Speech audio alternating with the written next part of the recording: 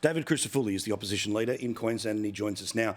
Now, big fella, lots to get to, but something as small time as the media would think about colonoscopies is massive in normal people's lives, because if something's not detected 6 months earlier and it's 6 months later, it can become a problem. Yet today, again, let's just pretend we're going to do something in the budget about kindy. Everyone cares about kids. Change the subject. No, we're not going to change the subject. The Queensland health system is stuffed.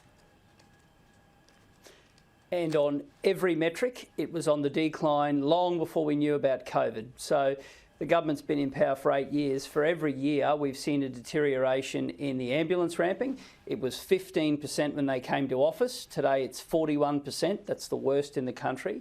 You spoke about those long wait lists. They have ballooned year on year. And as a result, you've got people living with hips that don't work. You've got people who aren't having a colonoscopy, which means in the end, the difference between life or death. People are waiting too long for cataract operations. And then we have women in cities the size of Gladstone who can't have a baby where, when and how they choose. And we've got these impending crises across the board. It's desperation stakes. And when we hear the government constantly saying, oh, this is an issue everywhere, well, I'm sorry, we have the worst ambulance ramping. We have the worst per capita long surgery wait lists. This is situation critical, Paul, and nothing short of admitting we have a genuine problem and working with diligence to fix it will cut it in the eyes of Queenslanders. Now, as I've explained ad infinitum to people, one of the reasons the Queensland Labor does as well as it does is because essentially they've been able to offer careers for people who used to work in journalism in Brisbane, and then they end up working for the Premier's office. And this is no different than anywhere else. But when you've been in government for, all bar 3 of the past 30 years, pretty steady flow of people, which means they're very good at changing the subject. They have successfully been able to do so and been re-elected a couple of times.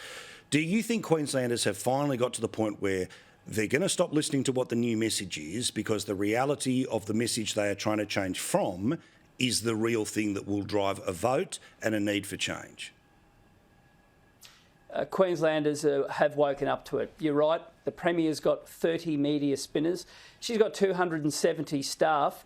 Wow. The opposition only has 23 staff in total, and that's to deal with every single one of our MPs. So, of course, we're up against it, but we've been diligent, we've been focused, we're unified, we're disciplined, and Queenslanders are seeing it, Paul. And I keep talking about the things that matter to Queenslanders, and that's an economy built on the back of small and family business, less taxation, less regulation, service delivery, so that when you pick up a phone, an ambo won't be stuck at the end of the hospital ramp, that there will be more police, not the cutbacks we've seen, and we're going to give them the laws to do their job.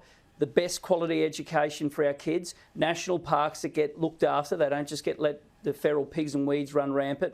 And the third thing is I want to see integrity back in government. They're the three things: economy, integrity and services. And Queensland are seeing they're being let down badly by a government that has won 11 of the last 12 elections and been in power for most of the last 3.5 decades. Well, as I say, definition of insanity, keep doing the same thing and expect a different result. Please, Queensland, don't do that in an upcoming election. Give this bloke and his team well and truly a crack. That's unbelievable. 23 people to deal with everything, and she's got 200 to deal with her world.